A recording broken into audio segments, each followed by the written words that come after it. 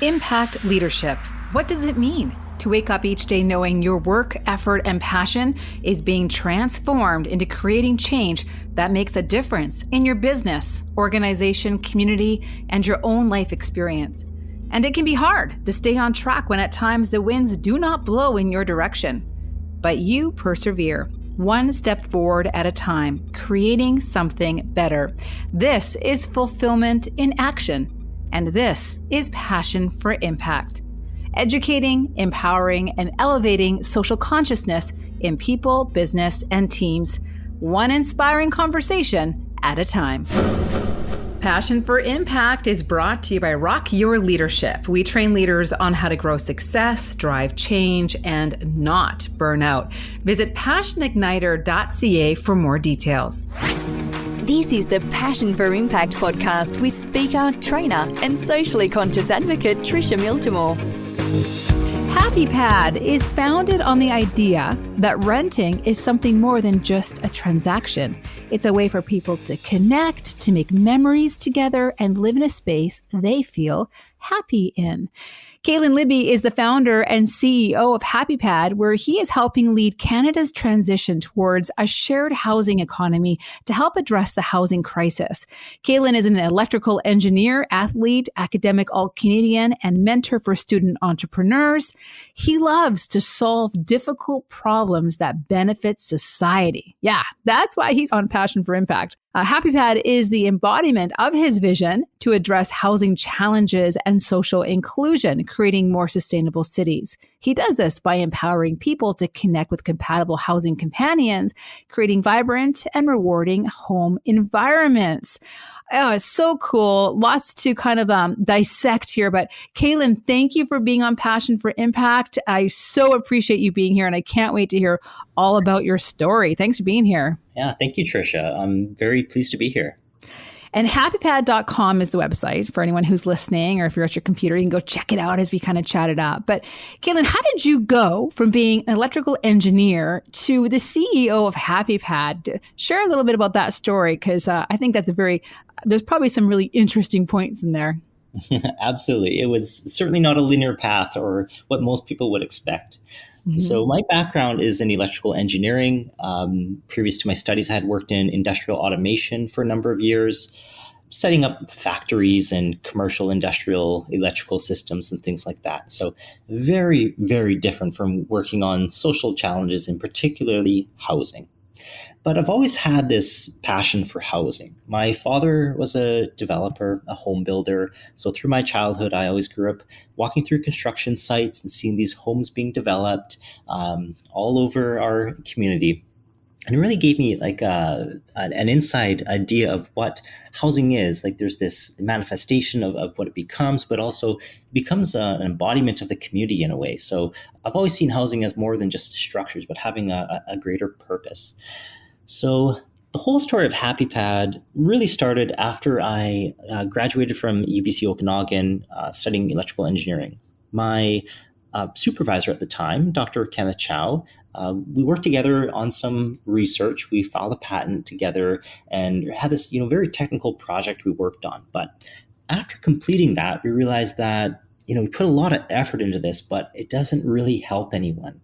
All the rights to our work went to the oil giants and it's being commercialized, but it doesn't really help society. We don't get any long-lasting senses of gratification from it. So then we thought, well, what if we divert our efforts moving forward onto things that actually help society, that have some sort of lasting impact? And that's where the idea of working on housing originally came from. And at that point in time, this is going back to 2017, we thought we'd work on streamlining the process for renters to find housing. And we created a rental app, which we did call Happipad at the time, quite different from what we do today. But that was like eBay for renting, which allowed renters to essentially send offers in on rental properties and landlords to filter through, and they would choose a winner. Huh. And we thought this would help with the transparency of the process. But fast forward about a year and it failed. We realized that this wasn't really solving the problem, and there's an overabundance of websites that just repost the same rental listings. And none of these really help the problems. In fact, we felt this was perhaps exacerbating the existing issues we saw.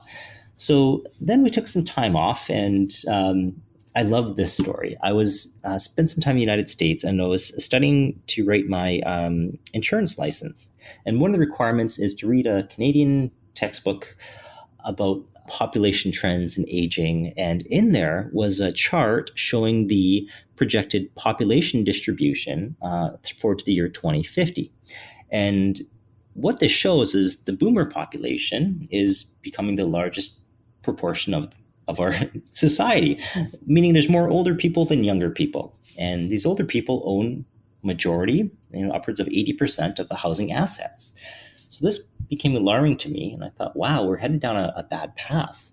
Now, there's got to be a correlation here between the housing stock, these people, and this is where the idea of home sharing came about.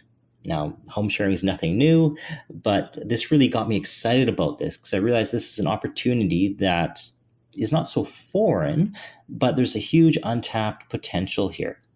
So after that road trip, I came back to Kelowna and I started doing a bunch of research on this model. I discovered it has some deep roots, particularly in Western Europe and the Netherlands, and it's had great success. But in North America, we have not really seen so much of an adoption. And that was really the catalyzing moment that really had me excited to start working on this, and more not just for a rental platform itself, but to really dive into how we can unlock hidden housing supply across Canada. So yeah, Wow. that's Okay. the general background. Yeah. So you have this, you come back to Kelowna, you have this idea and you're researching it. You're seeing it's been done before and there's a need here. So how did you go from an idea of, well, I could make a difference here. I could create something that has impact to actually doing it? Like, what was your next step to creating it, making it more tangible and real? Well, the first step was understanding if this is something that people actually want.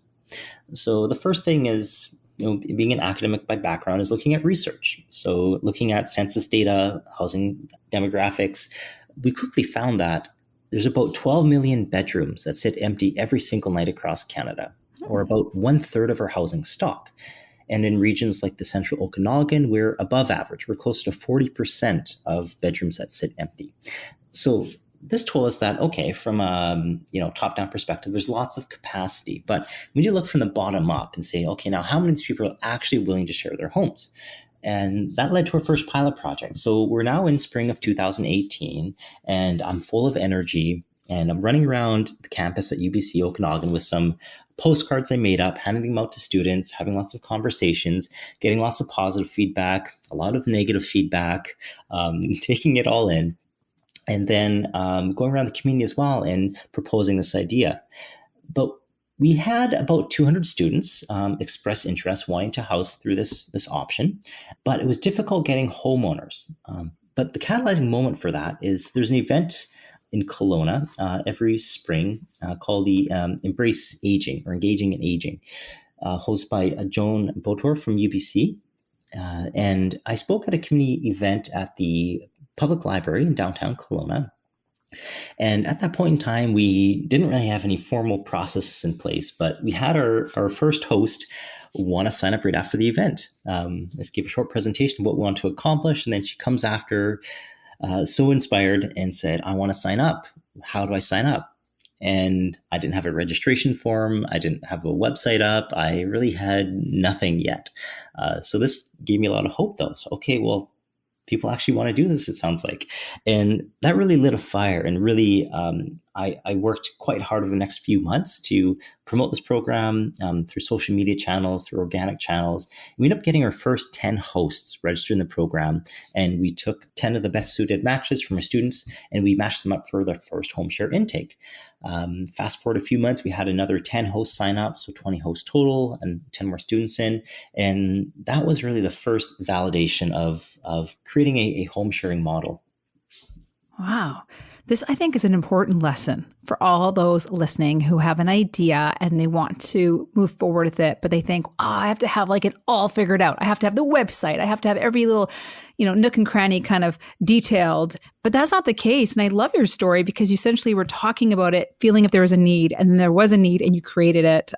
That's very inspiring. That's really cool. So you now built up the program at that point. You've got some systems in place and whatnot. At what point did you think to yourself, okay, this is something that is going to move, gain a lot of momentum for us? Yeah, so that point didn't happen yet. We had an idea of a proof of concept, but we had no idea if this was something scalable or viable to be a venture in itself. Mm. The concept of home sharing had been tried in Canada since the 1980s, but none of these programs have ever really scaled to anything significant. They might have had 10 or 20 homes in the programs, just maybe up to 50 at times, but just being very small local programs. It was at that time I met with Kevin Greenwood from NRC. Unfortunately, Kevin's no longer with us, but he's really was monumental in our success. So Kevin became a mentor and allowed us to get some initial development funding from the National Research Council of Canada, NRC, IRAP. And that allowed us to take this concept that we had, this basically MVP of this put together program with a WordPress site and an Excel spreadsheet. And Kevin's idea was, how do we make this scalable? Because you can't scale what you have, and unless we can replicate this at scale, it's never going to be a venture. So with Kevin's guidance, we put together a project plan and then ended up building the first version of our web application, which we now have a much more polished version of it at our website, happipad.com now, or app.happipad.com for the app link. But that process went on for about 6 months, developing that out, taking us into 2019. Spring 2019 is when we started that development, taking us into the fall, where we then launched this web application. And that's when we started having an idea that there's something here. As we ended up scaling from about 20 hosts up to about 300 hosts over just a matter of a couple months. Wow. And this was just some very rudimentary marketing and outreach programs. We really didn't know what we're doing for marketing, but things were working. People were excited about this. Homeowners liked the idea of helping someone in the community, earning some extra income. It's like Airbnb, but you don't have the responsibilities of it. So there's definitely some interest. Then the pandemic happened. And I'm just going to pause there, because all the work we had done came to a standstill. We did not know if there would be a future for home sharing or for shared housing overall. We did not know what the world was going to become. But all this work we had done up to that point all came to pause. And overnight, our web traffic dropped about 90%, and things were not looking so well. That must have been a very tough time after all that work. It was a very tough time, just doing everything you can, seeing great traction and growth happening, and then things being under control, just kind of sweeping it away from you. But there's an upside to it. Fast forward a few months through the pandemic, and we went through a very hard time. We still kept our operations going for our existing people in home sharing arrangements, but we had paused the new onboarding of hosts and renters for a period of time. But then we had some outreach by Canada Mortgage and Housing, and we started hearing these stories of how through the pandemic, this housing crisis was getting much worse than ever before. And in particular, older adults and seniors, the loneliness was increasing at rates never seen before. This isolation that we had from the pandemic, segregating ourselves, created a lot of social issues. So there's this interest from the federal level of, okay, what initiatives can we do to help with the out of control housing prices, but also the social isolation issues that we're seeing across Canada.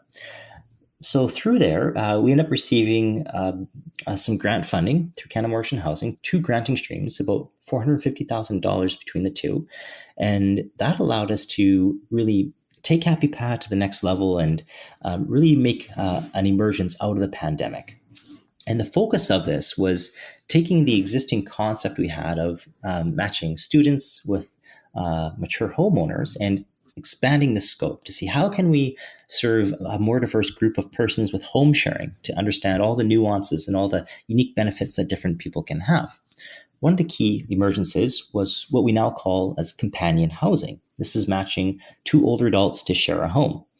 And a great example of one of our first matches in that segment is in Chilliwack. We had an 85-year-old with a 62-year-old. And the older lady was the homeowner, and she did not like cooking.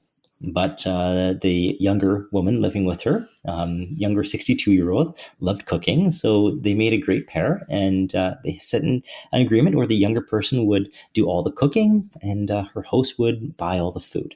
And that was one of the unique arrangements they made. And they had a very wonderful housing arrangement that supported this older woman to continue aging in place. And all through the pandemic, they shared that home, and they were really supporters of each other, and they had a really wonderful time. During one of my trips to Vancouver, I stopped by to give them a quick visit, and it was really just wonderful to see their energy and just to see how this type of housing arrangement really transformed the well-being of both of them. Wow, that is an incredible story. I love that. I know some people who like to cook and some that don't. they should be matched up as companions. So this is amazing. You're seeing the impact that you're making with Happipad. And so now what's coming up for the next 5 years ahead? Where do you see this moving forward to? So in the very beginning, there's virtually no one in Canada working on this model. Since then, there's been more interest. There's a few organizations working on this. But we really see ourselves as leading, I call this transformation towards a shared housing economy of helping people share homes. And our focus is moving towards how do we develop the ecosystem around shared housing. So a big piece of this is developing the platform. So we've spent a lot of resources in developing our app. It functions very similar to the Airbnb app. However, it's designed exclusively for medium to long-term renting. So instead of hosting for vacation renters, you might be hosting a student or maybe a healthcare worker, or maybe a senior that just wants a housing companion for the long term. And we're also finding applications of this. So, for example, we have a key partner in Ontario that we're in conversations with to formalize a partnership. They'll be running a very similar program to Happipad across Eastern Canada, and they'll be doing it upon our platform, and we'll become key stakeholders working on that. In Metro Vancouver, actually, this week, we're launching a very unique new project. It's Happipad for Refugees. This is in collaboration with the Immigration Services Society of BC, and we're starting this as a smaller scale pilot in Metro Vancouver. We're using the Happipad program, our application, to house refugees coming in, Syrian, Afghan, Ukraine, and both with and without status. We'll be recruiting homeowners across Metro Vancouver that want to house a refugee or an asylum seeker, and we will do a matchup process with them so they can house them for maybe a month or a couple months, all the way up to 1 year, to provide a housing solution for the interim until they can find permanent long-term housing. Most of these refugees coming in, they stay in a hotel for the first 1 or 2 weeks, but there's a big gap in providing a housing solution between that hotel and when they can find a family home or an apartment or something for the long term. So that's something we're very, very excited about. And we're always looking for new partnerships across Canada to serve senior students, workforce, and many diverse users. Wow. How amazing, hey, to have an idea, to create it, and now you're seeing all these other branches of social service opportunities and impact opportunities. It must feel really good. Yeah, no, it's really good. In the last few months, especially, we've seen a ton of interest. It seems like during the pandemic, things were very slow, but now we're seeing a lot of interest in shared housing overall. And weekly, we're getting inquiries from new organizations looking to work with us in some way to apply shared housing to their community. Wow.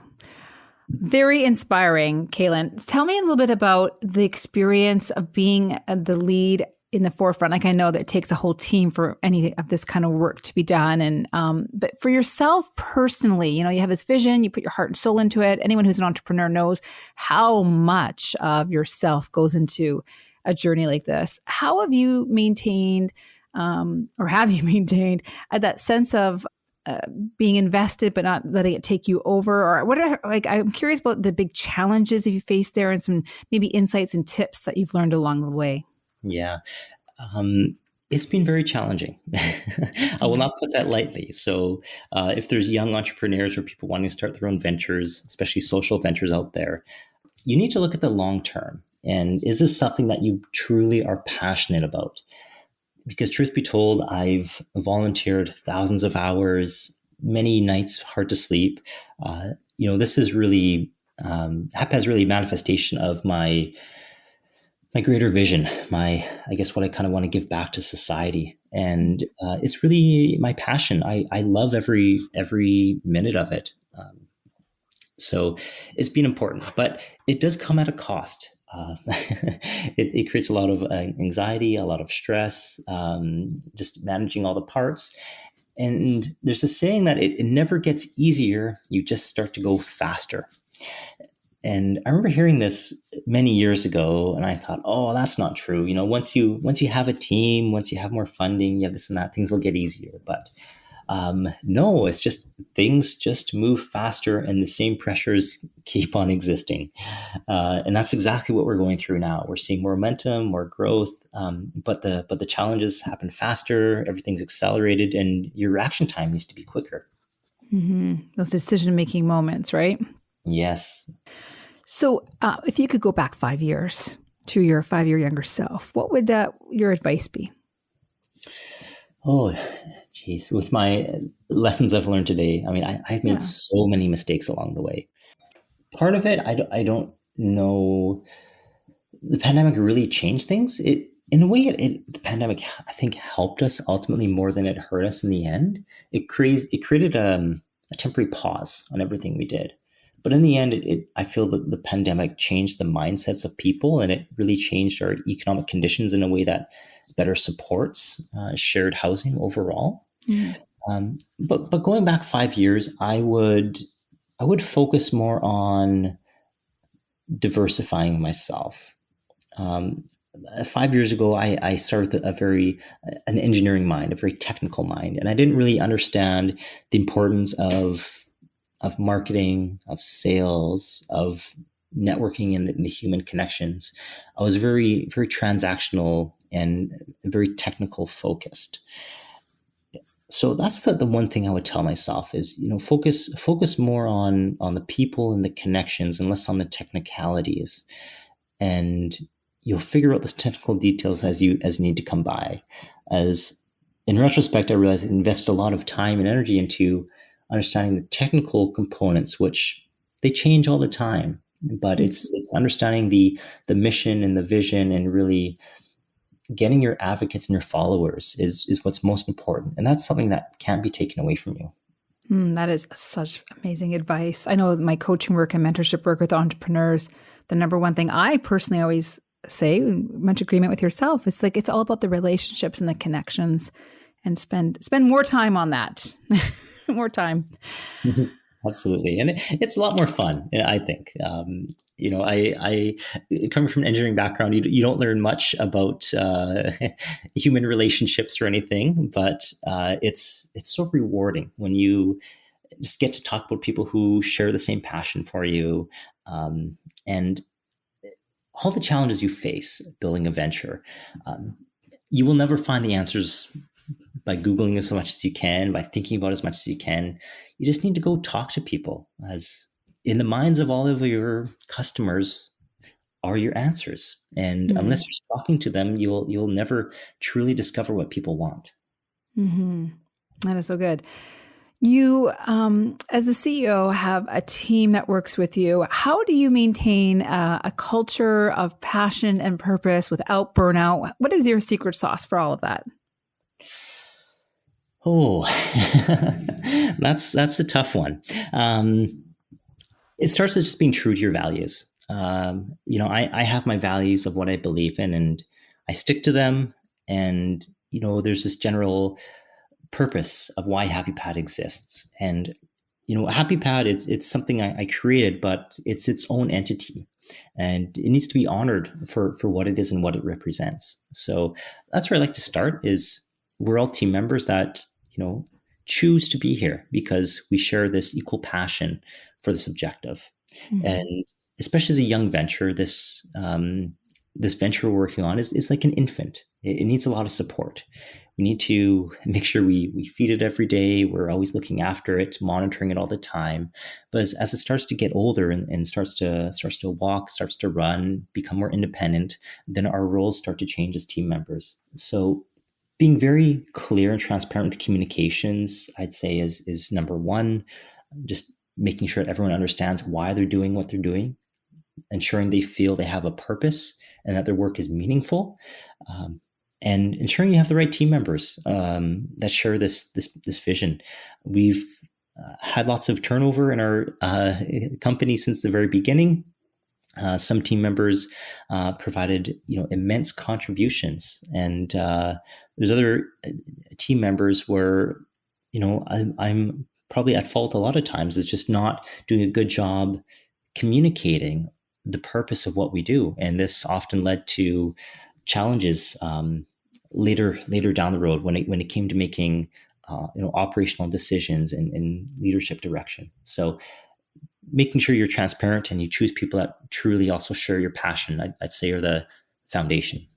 Yeah, isn't that so important? Is this it's a challenge though, isn't it? Sometimes to find those kind of people and help nurture it. Is there a way that you a system in place you work to attract and recruit and retain those kind of people? Yeah, I realize it all ultimately comes with building relationships and finding people that are there for the right reason. I'm not a big fan of just putting out job posts and just hire the first person that comes along with a good resume.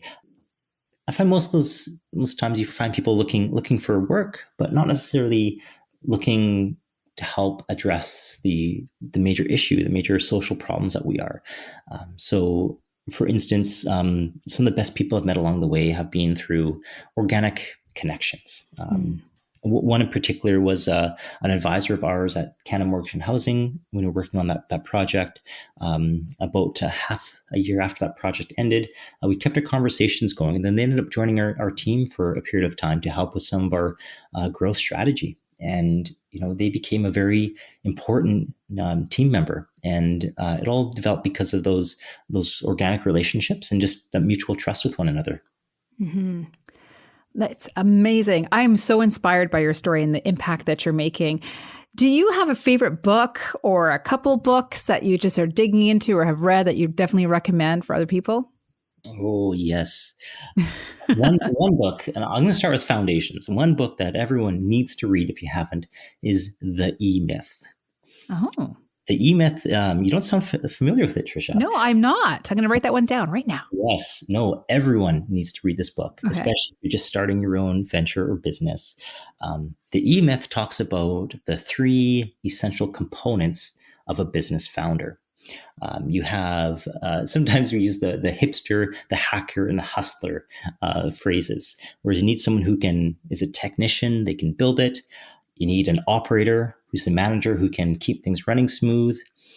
And you need the hipster, someone who can market and sell this and communicate it.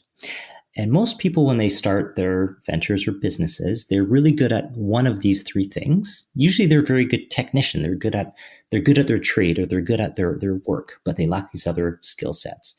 This is a book I wish I had read many years before. It would have helped me out a lot.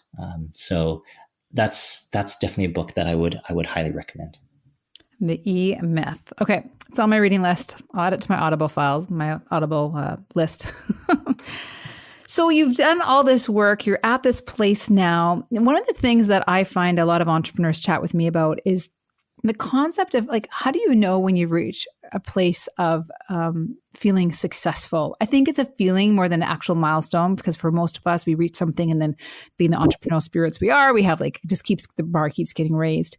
How do you know, or how do you celebrate? How do you embody that level of success? And, what is your, mindset around success and celebrating the wins when you get them? And how do you keep yourself moving forward without sometimes the darker side of entrepreneurialism that can kind of, soak in? Yeah. This idea of success, it often creeps. And when I first started working on this, I set certain milestones that once I achieve, this, one of those milestones was to, work with a federal government level. That was my ultimate goal. And we ended up reaching that a few years later. And once I reached that, I realized, this is not the end, but it's really just the beginning. So those milestones of what success is really have gone a long ways. And truth be told, I never thought Happipad would grow to become the venture it is. I see tremendous potential for impact, not just in Canada, but globally from it. But how do I measure success? I see it's ultimately by fulfilling the mission of what Happipad does, and that's to create a more sustainable future within housing and to help unlock this hidden housing supply. So I would identify success as when our organization is being able to make meaningful impact in every community across Canada. And when you visit those communities, they know about it and they use it. Yeah, they've adopted it, and it's part of the, just go check out on Happipad, right? That kind of thing. Yeah, exactly. So, I'd say that's, if we're making meaningful impact across the country, then that's success. And, I also believe success is also building a legacy and building a team around what you do. So I'm heavily involved in most of the daily activities today, but once the organization is able to, have a smooth operating structure without all of my assistants, then that's another key milestone to get there. So that this Happipad really truly becomes an embodiment of itself, and it can be separate from me. I would consider that another criteria. Mm-hmm. Well, no doubt you will get there, and all the impact that you and your team get to make along the way, and the stories that you get to curate and hear about and hopefully share. I mean, I love that story about those two people in, where was it, Abbotsford area? Chilliwack. Oh, it's close, the Chilliwack area. But those stories are so powerful. And again, it's so amazing to me when I get to do this podcast, or how I get to do this podcast, chat with people like you, who you have an idea, you take action, you create it, even when it's not easy, because I know it's not always easy. Most of the time it's not easy. Never easy. It's never easy. Yeah, And then here you are sharing some of the stories of probably just a few of the many, many successes. So, kudos to you and your team for making impact, for having a passion for impact. And hopefully you'll come back on in 5 years and we can have another conversation about all the lessons learned and where Happipad is at that point. But so appreciate your time and for, just giving of yourself a little bit here for our audience. And thank you very much for being on Passion for Impact. Thank you, Tricia. Any final words about, insight or inspiration that you'd want to share with an entrepreneur who's just getting started on their own social impact journey? Yeah, I encourage everyone just to go out there and pursue what they want to achieve, and don't be afraid just to reach out and ask questions to those who have ventured before you.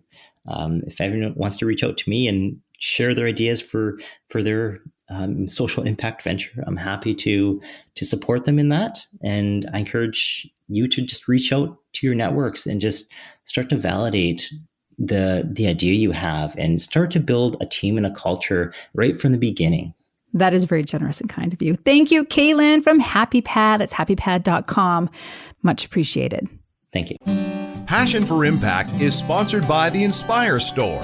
Need a gift that inspires? Inspire Store features exclusive ethically made goods and jewelry that embodies these 3 words. Yes, you can.